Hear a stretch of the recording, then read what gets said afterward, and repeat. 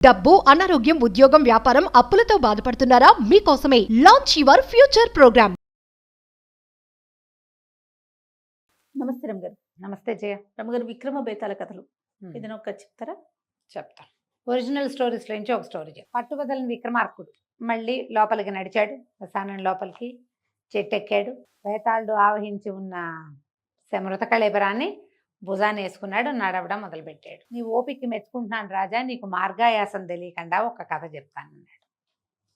పూర్వము విద్యాపురం అనే ఒక పెద్ద మహానగరం ఉండేది. దానికి కార్తికేయుడు అని ఒక రాజుగారు ఉన్నారు. రాజుగారికి మహాద్భుత సౌందర్యవతి అయిన భగవతి అనే ఒక కూతురు. పిల్ల భలే అందగత్తె. పిల్లకు ఒక 14-16 సంవత్సరాలు వచ్చాయి. ఒక 16 ఏళ్ళు వచ్చాక ఇంకా స్వయంవరము వ్యవహారము దాకా రాల. వివాహం ఆలోచన చేస్తున్నారు. పిల్లకు మాత్రం ఊహలు చాలా ఉన్నాయి. ఆ పిల్ల ఏం చేస్తుంది, రోజు సాయంకాలం మేడ మీద ఆడుకుంటూ ఉంటుంది. ఈ ఆడుకుంటూ ఉండి ఆ పైనుంచి కిందకి వంగి చూడటము అవి ఎక్కువగా చేస్తుంది. ఏమిటంటే పిల్లకి జనాకర్షణ మీద ఆసక్తి. జనాలు ఎవరైనా వచ్చేపోయే వాళ్ళు ఎవరైనా తనకేసి చూస్తే సంతోషంగా. ఆ వయసులో ఉన్న ఆడపిల్లలకి అది సహజమైన క్రియ.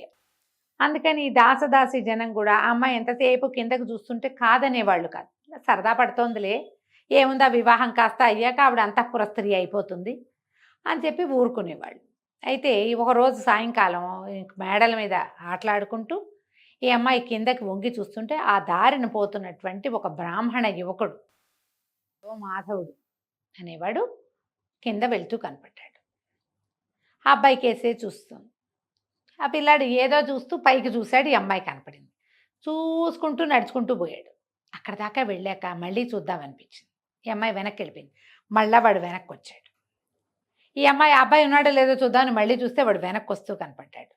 వాడు అటు నడిచి ఇటు నడిచి ఇటు నడిచి అటు నడిచి 10 సార్లు అక్కడే పచారులు చేస్తే ఆ పిల్ల పైనుంచి కిందకు చూస్తూ ఇక వాడి చూపులు మార్చుకున్నారు ఇద్దరు.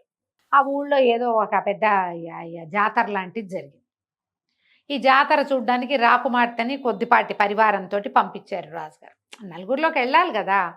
వెళ్తే ఈ జాతరలో అర్చన చేసే బ్రాహ్మణ సమాజంలో ఒక పెద్ద ఆయన కుమారుడే ఈ మాధవుడు. ఈ భగవతిని ఆ అమ్మాయి రాజకుమార్తె వస్తుందని తెలిసి వాడు అక్కడే కాపు కాసి ఆ అమ్మాయి కళ్ళలో కళ్ళు పెట్టి చూడడం, అటు ఇటు నడిచారు, చూసుకున్నారు. ఎట్లా రాజకుమార్తె దగ్గరికి వెళ్ళాలి. ఆమె చుట్టూతో 10 మంది దాదులు, 25 మంది చెలికత్తెలు, 100 మంది సైనికులు, కత్తి కటార్లు పుచ్చుకున్న వాళ్ళు. చూడగలడు కానీ ఇంకేమీ చేయలేడు. ఆ అమ్మాయిని ఎక్కడో రాశాడు కలుద్దామా అని. ఆ అమ్మాయి కలుద్దాము అని రాసింది. కానీ ఎక్కడ ఆ అమ్మాయికి తెలియదు, వీడికి తెలియదు. ఇలా అవకాశం వచ్చినప్పుడల్లా ఎంతసేపు ఒకళ్ళనొకళ్ళు చూసుకుంటూ ఉండేవాళ్ళు. వ్యామోహం పిచ్చి పిచ్చిగా పెరిగిపోయింది. ఎలాగైనా రాజకుమార్తెని చేరాలని ఉంది వాడికి. అయితే వాడు ఏం చేశాడు, తమకి స్నేహితుడైన ఒక స్నేహితుడు ఒక చోటకి వెళ్తూ ఉంటాడు, ఒక యోగిని కలవడానికి. ఆ యోగి దగ్గరికి ఈ మాధవుడు కూడా 2-3 సార్లు వెళ్ళాడు. వెళ్ళినప్పుడు ఆయన ఏం చెప్పాడో సందర్భంలో, తీవ్రమైన కోరిక దేని మీదైనా ఉంటే ఆ కోరిక తీర్చేసుకోవాలి అని చెప్పాడు. చెప్తే వీడు ఆ యోగి దగ్గర ఓపెన్ అయిపోయాడు. నాకు రాకుమార్తె మీద ఉంది తీవ్రమైన కోరిక, ఆమెను కలుసుకోవాలని ఉంది, అది ఎలా కలుసుకోవాలో తెలియటం లేదు అని మీరు ఏదైనా సహాయం చేయండి అని కాళ్ళు పట్టుకున్నాడు. యోగి అన్నాడు, ఓ పంచి, నువ్వు స్త్రీ వేషం వేసుకో, నువ్వు నా కూతురు అని చెప్పి రాజుగారికి అప్పచెప్తా. రాజుగారు ఆడపిల్లలు ఎవరైనా కనుక తనకు అప్పచెప్పబడితే వాళ్ళని తీసిపోయి అంతఃపురంలో పెడతాడు. కన్యాంతఃపురంలోకి ఆటోమేటిక్గా వెళ్ళిపోతావు. నువ్వు రాజకుమార్తెతోటి కావలసిన నాళ్ళు గడుపు, నేను 6 నెలల తర్వాత 3 నెలల తర్వాత వచ్చి నిన్ను వెనక్కి తీసుకుంటా అని చెప్పి కుర్రాడు ఒప్పుకున్నాడు. రాజకుమార్తెకి ఈ ఏర్పాటు తెలియదు, ఆవిడ తెలియదు, వీడే ఏర్పడ్డాడు. వీడి తెలివితేటలే అనమాట. ఈ మాధవుడు ఏం చేశాడు, ఆ యోగితో కలిసి ఆడవేషం వేసుకుని ఆడపిల్లలాగా చక్కగా ఓణి అది వేసుకుని తలకేదో పెట్టుకుని వెళ్ళాడు.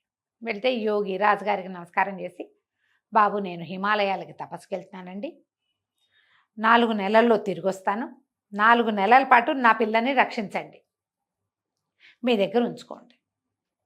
ఈ వచ్చిన పిల్ల ఎట్లా కనపడుతోంది, ఓ 16 సంవత్సరాల ఆడపిల్ల, కన్య, అంటే వివాహం కాలేదు. రాజుగారు అన్నారు, అయ్యో అలాగే మా భగవతితో పాటే మీ అమ్మాయి కూడా ఉంటుంది, నేను రక్షిస్తానుగా అన్నాడు.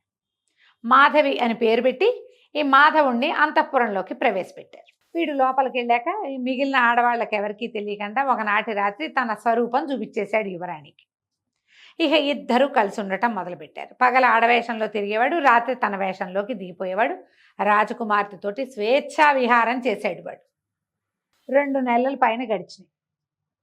ఇంతలో ఏమైంది, ఈ రాజుగారికి మంత్రి గారు ఉన్నారు కదా, మంత్రులు ఉంటారు ప్రతి రాజ్యంలో. మంత్రి గారి కుమారుడు గుణశర్మ. ఆ గుణశర్మ మహాద్భుతంగా చదువుకున్నాడు, శాస్త్ర విద్యలన్నీ అయినాయి. మామూలు తెలివి కాదు. రాజుగారికి ఒక మంత్రాంగంలో హెల్ప్ చేశాడు. అయితే రాజుగారికి నీకు ఏదైనా నాకు కావాల్సింది అడగబోయి, రేపొద్దున నువ్వే మంత్రి అనుకో, నీకేం కావాలంటే అది ఇస్తానన్నాడు. అనగానే నాకు ఎప్పటి నుంచో రాజకుమార్తెని వివాహం చేసుకోవాలనుంది, రాజకుమార్తెనిచ్చి నాకు పెళ్లి చేయండి అన్నాడు గుణశర్మ. అనేసరికి రాజుగారు తెల్లబోయి, అలా ఎలాగోయ్, రేపు నువ్వు మంత్రివి కాబోతావు, పైగా నువ్వు బ్రాహ్మణుడివి, క్షత్రియ కన్యను ఎట్లా వివాహం చేసుకుంటావు, అయితే నాకు ఏ కన్య అయినా పర్వాలేదన్నాడు. అయితే మా అమ్మాయి లాంటి అద్భుత సౌందర్యవతి ఇంకొక పిల్ల ఉంది, ఆ పిల్లనిచ్చి నీకు పెళ్లి చేస్తా, నువ్వు ఇది అడిగావు, కన్యాదానం అడిగావు, నా దగ్గర ఇంకో కన్య ఉంది, ఆ కన్యనిచ్చి దానం చేస్తానన్నాడు. అనేసరికల్లా కొద్దిగా పెద్దగా మంత్రి గారి అబ్బాయికి నచ్చలేదు, కానీ సరే ఆ పిల్లని చూసేసరికల్లా అది యువరాణి కంటే అదే బాగుంది, ఆ రెండో పిల్లే. సరే ఆ పిల్లని పెళ్లి చేసుకుంటానన్నాడు. ఇంకేముంది, మాధవినిచ్చి గుణశర్మకి పెళ్లి చేశారు. ఈ మాధవి వేషంలో ఉన్న మాధవుడు, అయ్య బాబాయ్ నా గుట్టు బయటపడుతుందిగా రేపొద్దున, భర్త దగ్గరికి వెళ్తే తెలిసిపోదు మగవాడని.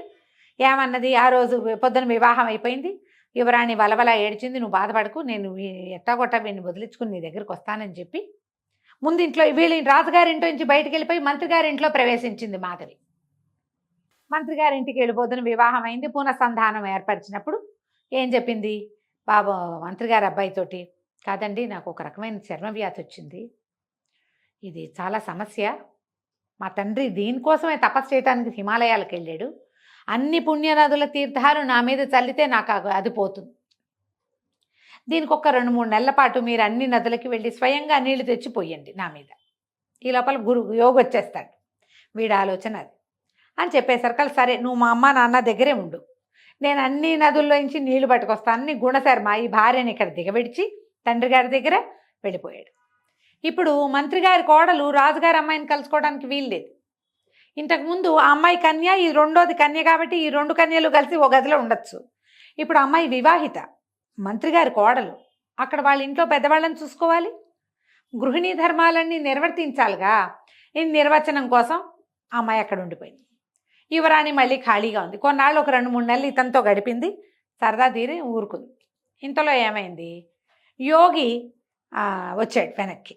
ఇంకో 2 నెలలు గడిచేసరికల్లా ఏమన్నాడు, యోగి తనతో పాటు ఒక శిష్యుడిని తీసుకొచ్చి మహారాజు గారి దగ్గరికి వెళ్ళి, అయ్యా మా అమ్మాయిని మాకు పంపించండి, పిల్లకి ఇంకా ఉండని ఇక్కడే రాజుగారి నిర్ఘాంతపడిపోయి ఏం చెప్పాలా అని పిల్లకి పెళ్లి చేసేసాడు.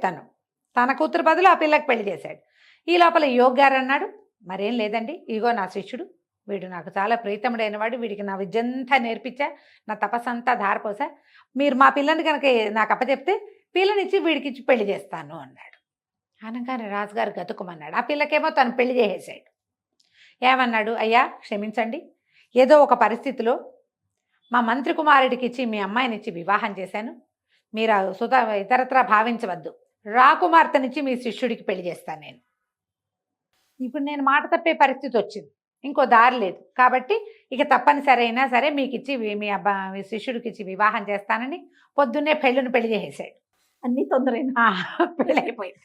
పెళ్ళైపోగానే ఈ లోపల అందరికీ తెలిసింది రాకుమార్తె పెళ్ళైపోయిందో వచ్చని. అయిపోగానే మంత్రి గారింట్లో కూడా తెలిసిపోయింది. మంత్రి గారింట్లో కోడలి వేషంలో ఉన్న మాధవుడు లబో దిబోమని పరిగెత్తుకుంటూ వచ్చేసాడు. రాకుమార్తెకి పెళ్ళి ఎలా చేస్తారు, నేను ఆమెను ప్రేమించాను, నేను ఆమెతో గడిపాను, ఆమె నాతో గడిపింది, ఈ పెళ్లి చెల్లదు, ఈ పిల్ల నాది అన్నాడు. రాజుగారి నెత్తి మీద చేతులు పెట్టుకుని కూర్చున్నారు. ఇక్కడ దాకా చెప్పాడు పేతాళ్ళు.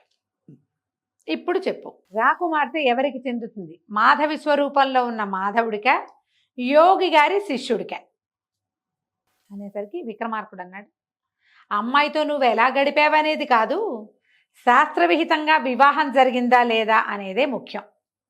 అమ్మాయిని తండ్రి కనుక కన్యాదానం చేస్తే ఆ పెళ్ళే చెల్లుతుంది. అమ్మాయితోటి దొంగతనంగా వాడు ఎక్కడో ఏదో చేస్తే దాన్ని పెళ్ళనడానికి వీల్లేదు. గాంధర్వ విధిని వివాహం చేసుకుంటే వేరే కథ, ఇది వివాహం జరగల, ఈమె నాతో గడిపింది అంటున్నాడు. కాబట్టి అది చెల్లదు. యోగ్ గారి కొడుకే అల్లుడు, యోగ్ గారి శిష్యుడే రాజుగారి అల్లుడు, మాధవుడిని తన్ని తగిలేయటమే అని చెప్పాడు. కథ కంచికి మనం ఇంటికి. ఇది వినంగానే మేతాళ్ళు భలే సరిగ్గా సమాధానం చెప్పావు. ధర్మశాస్త్రం ప్రకారం తండ్రి ఈ పిల్ల నాది, నేను దీన్ని నీకు ఇస్తున్నాను అని ఎవరి చేతిలో అయినా పెడితేనే ఆ పెళ్లి చెల్లుతుంది. వీరు ఇతరత్రా ఏ వ్యవహారాలున్నా చెల్లదు. ఒకవేళ వాడు పెళ్ళే చేసుకుంటే అది వేరే కథ. ఆమె వివాహితగా చెలామణి అయితే అది వేరే కథ. అది కానప్పుడు ఆమె కన్యాంతఃపురంలో ఉండి కన్యగానే చెలామణి అవుతే తండ్రి చేసిన పెళ్ళే చెల్లాలి. చాలా బాగా చెప్పావు. కాకపోతే నువ్వు మౌనభంగం చేసావు కదా రాజా, నేను వెళ్ళిపోతున్నానని బేతాళుడు రయ్యమని మళ్ళీ చెట్టెక్కాడు. విక్రమార్కుడు మళ్ళీ వెనక్కి తిరిగాడు. కథ కంచికి మనం ఇంటికి. నమస్తే రమ్మగారు. నమస్తే జయ.